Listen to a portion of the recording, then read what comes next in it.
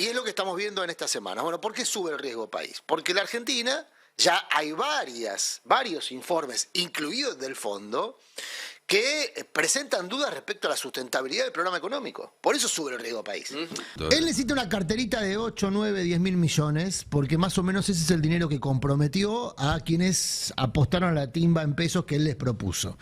Y que ahora se quieren ir y están demandando los dólares que el central no tiene, y es lo que provoca la tensión cambiaria que vemos a diario. Bueno, lo vimos muy claramente, muy nítidamente el miércoles, el último día hábil, con esa compra a récord, esa venta récord de dólares para sostener el tipo de cambio. Ahora, eso me parece lo más preocupante, sí, ¿no? Porque es que todo es el mismo proceso, pero ojo que el interés de Caputo no es el mismo que el de Sturzenegger, y el de Sturzenegger no es el mismo que el de Milei, y el de Milei no es el mismo que el de Karina Milei.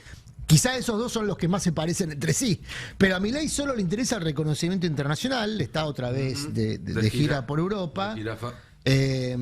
Reconocimiento vacío, porque la verdad es que no hay que reconocerle si todos los índices del país son un desastre. Que hay que premiar, ¿no? Claro, Los premios que están reciben. premiando su propia presencia, digamos. Sí, ¿cuál es el ancla en términos del programa económico? Que es el ancla fiscal, por un lado, nuestros salarios, por el otro, y la motosierra que viene haciendo en la parte fiscal, con los jubilados y Pero con por lo la menos los obra primeros pública. meses podían decir estamos juntando dólares, ¿no? Estaban recuperando dólares, estaban comprando, más allá de toda la maniobra que hacen, que no le pagan a uno, que no le pagan al otro. Pero ahora ni siquiera, que es el momento de juntar los dólares, que se supone que iban a liquidar la cosecha, que estaban esperando desde hacía tiempo, y no están juntando nada. Nada. Y en términos esto de me parece que se notó esto de la están- bolsa que pasó ayer en Estados Unidos, ¿no? La Y caída están de- otra vez acumulando deuda con las energéticas. Están Sí. otra vez dejando de pagar la deuda con las energéticas, que está volviéndose ya problemático.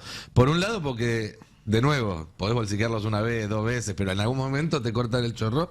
Pero por otro lado, porque ya todos esos bonos que están poniendo para hacerse cargo de esa deuda están empezando a meter ruido. El Bopreal ya no es esa idea genial que parecía hace 2 o 3 meses, sino que empieza a ser otra bola que se está armando en el horizonte y que puede llegar a meter mucho ruido. Puede meter ruido porque mete volatilidad, ya no es una deuda, todo lo que tiene que ver con LECAPS, pero en general con la deuda en el Tesoro, ya no es una deuda que vos coordinás con los bancos como eran las LELIQs. No digo que las LELIQs no fuesen un problema para el balance del Banco Central y para las cuentas públicas de la Argentina, pero vos tenías otras herramientas de coordinación de esa deuda que ahora con el Tesoro no la tenés. Entonces eso abre un escenario de más volatilidad, que Para que- obviamente es mejor para el mercado financiero porque se pone más contento, porque tiene la posibilidad de hacerte una corrida, pero le da la posibilidad de hacer Y- una y corrida. Para que se entienda un detalle que creo que no se explicó lo suficiente, parte del operativo que está haciendo económico, financiero más que económico, que está haciendo Milei tiene que ver con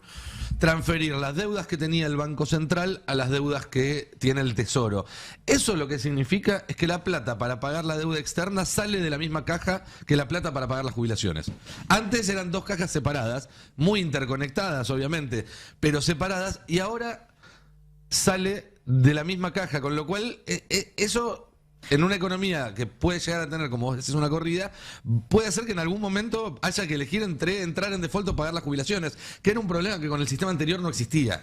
Y es una de las disputas también entre Caputo y Sturzenegger, porque Sturzenegger fue uno de los creadores de ese instrumento de deuda del Banco Central, y Caputo es más adepto a lo tradicional, que es que el Tesoro se endeude y que le da más herramientas también a los financieros para controlar esa deuda. Porque básicamente el negocio de intermediación, que es el negocio que hace Caputo, está más ligado a ese tipo de negocios que al negocio puerta a puerta del central con el Tesoro. O sea, la colocación del G35 para Caputo, que es uno de los bonos... Qué que mal es- pensado que sos. No, bueno, pero es que es su negocio. O sea, el negocio que tiene Caputo es justamente el negocio de intermediación. Lo hizo estando él mismo en el Estado, Sí. en su momento, en la época de Macri. Intermedió con su consultora... Lo vimos el otro día, el Día del Padre, subieron una foto con su padre jugando a la Timbeando. timba. Sí, Claro, sí. es su métier. Por eso cuando vos lo convocás a Caputo, sabés que viene con ese combo. Hay quien lo convoca porque considera que eso es una virtud, porque atrae capitales especulativos a corto plazo, y si vos tenés una política relativamente consistente, esos capitales pueden permanecer en el tiempo. Lo que estamos viendo es que en realidad el tiempo de esos capitales en Argentina se acabó. Hay una correlación bastante directa en los últimos años, te diría, de riesgo país y tipo de cambio. Cosa que no pasaba antes. Esto es un fenómeno bastante novedoso. Sube el riesgo país, tensión al tipo de cambio, caen los ADR, se da más o menos una danza cada vez que ocurre eso. Y es lo que estamos viendo en estas semanas. Bueno, ¿por qué sube el riesgo país? Porque la Argentina ya hay varios informes, incluidos del fondo, que presentan dudas respecto a la sustentabilidad del programa económico. Por eso sube el riesgo país. Todo lo demás es consecuencia. No sé, no logro explicarme por qué, pero viene dándose esta coincidencia. Sube el riesgo país, tensión al tipo de cambio, caen los ADRs, caen las acciones, lo que veíamos ayer en Wall Street, cae el valor de los bonos, a excepción de un par de bonos que son los que se usan para la fuga, el GD35, el AL30. Y te sumo una lista de eso, también cada vez que se amplía la brecha entre el dólar oficial y el dólar paralelo, sube el riesgo país porque también se imposibilita esa idea de que va a volver un ciclo de endeudamiento en la Argentina porque hace que sea más difícil y más caro ese ciclo de endeudamiento. El cuestionamiento que hace el fondo al programa económico pasa por dos vías. La sustentabilidad política, lo que hablan ya de hace tiempo de darle sustentabilidad social al programa económico, al ajuste, y la sustentabilidad financiera por el lado de el sostenimiento del tipo de cambio con recursos del Banco Central, lo que vimos esta semana. Situación que el fondo siempre cuestiona, que se usen dólares para contener el valor del peso. Ahora,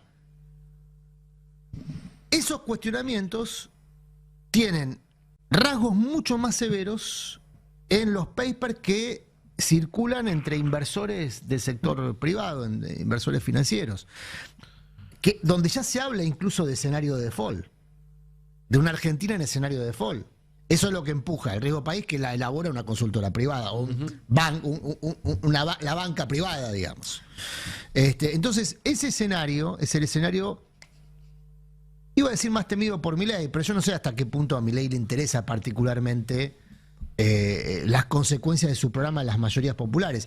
Debiera preocupar, sí, al ecosistema político en su conjunto, porque no hay respaldo, no hay espalda social para bancar, por ejemplo, un nuevo fogonazo inflacionario. Y en medio de todo esto, la interna con Sturzenegger, ¿no? Que ayer se iba a reunir, supuestamente iban a terminar de resolver y no se reunió. Dijeron que se sentía mal el presidente y no se podía reunir con Sturzenegger. Pero se reunió con gobernadores, ¿eh? Sí, para eso viene postergando además esa reunión desde el martes, por lo menos, ¿no? Y una pregunta que les hago, perdón, ustedes que para conocen más. ¿Por qué Sturzenegger quiere entrar al gobierno? ¿Qué necesidad? Porque por el sueldo no, para llevar adelante sus ideas tampoco. O sea, él está gobernando, Sturzenegger, sin firma y sin nada. Le deben pagar mucho más por afuera. La explicación la acaba de dar Nico. Si entra al gobierno con cargo, tiene que, por ejemplo, explicar su patrimonio y dar cuenta de sus clientes y todo eso. ¿Por qué va a entrar? Pero no tiene que hacer eso. Sí tiene. Bueno, tiene que si entra hacerlo. con rango de ministro, tiene. El que no lo hace, recuerdo Santiago Caputo, que es el otro hombre fuerte del gobierno, como fue contratado bajo una movilidad de asesor que factura, inventaron que no tiene que explicar su patrimonio y lo justifican ahora. Pero si entra Sturzenegger con cargo, tiene que informar a la Oficina Anticorrupción sus clientes, es una formalidad para no es una formalidad. Hemos encontrado muchas cosas ahí. Eso es una cosa legal. Si no se puede comer una causa, digo, entrar al gobierno implica poder pasear a futuro por Comodoro Pi. Eso es... pero Sturzenegger ya tiene experiencia en hacer lo que quiere y que no le pasa nada, digamos. Sabe que está blindado en ese aspecto. Debe pensar que la tercera es la vencida. No sé, ¿para qué? Yo pregunto, de verdad. Me da la sensación que su autonomía, como suele ocurrir con las personas que representan intereses, su autonomía es limitada. Sí. Recién Nico decía que hay un problema grande con un sector de las compañías energéticas, que son las eléctricas particularmente. Sí. Pero Sturzenegger representa a ese sector, a diferencia de Caputo, que representa a otro sector. Sí, pero por ejemplo, hablando de eléctricas, el primero que salió a decir que va a invertir con el RIGI fue Marcelo Mindlin. Sí. El hombre. Va a ser una inversión que ya en realidad estaba prevista. Lo que estaba pasando. No, esa es Edersa, pero. No, Mindlin también y Ornequian también. Bueno, a ver, sí, la van a hacer en mejores condiciones. No, lo que van a hacer es hacer pasar como inversión nueva inversiones que ya estaban previstas. Está bien, pero es una señal política más allá de la inversión. O sea, el tipo que se sienta. Mindlin es el dueño del transporte de la energía en la Argentina. ¿Sí? No es el dueño de Denor porque la vendió. En sociedad con Caputo, ¿no? Sociedad con Caputo. No, pero tiene con el primo Transener. Caputo. Está en Transener, Sí, sí. es el dueño del transporte de la energía por todo el país. O sea, arriba el 90% de la energía va por las líneas de alta tensión que son de Marcelo Mindlin, un hombre muy cercano a Milei. De hecho, tuvieron un acto al principio de gobierno que ustedes recordarán cuando Milei fue al Museo del Holocausto. El principal sponsor o benefactor o lo que sea del Museo del Holocausto, o uno de los principales es Marcelo Mindlin. Y le dijo, bueno, yo banco esto. Ahora, está después en la otra mesa, que es lo que siempre cuenta Cande, de la negociación de Camesa. Camesa, que es la empresa estatal mayorista de energía, que tiene una deuda fenomenal con Mindlin, y le dice, te la voy a pagar en cómodas cuotas, y Mindlin aceptó.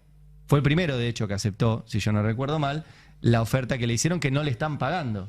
O sea, primero O sea, es una el cosa bono compleja. de la E38 que ya se lo pagaron en forma de bono. El tema es que ese bono supuestamente liberaba el resto de los pagos, o sea, lo aceptaban justamente para que le liberen los pagos, un poco coercionados por esa idea, y lo que dicen es, solo me pagaste un tercio de la deuda hasta ahora para no alterar los números de Sí. junio Creo tampoco. que un poco...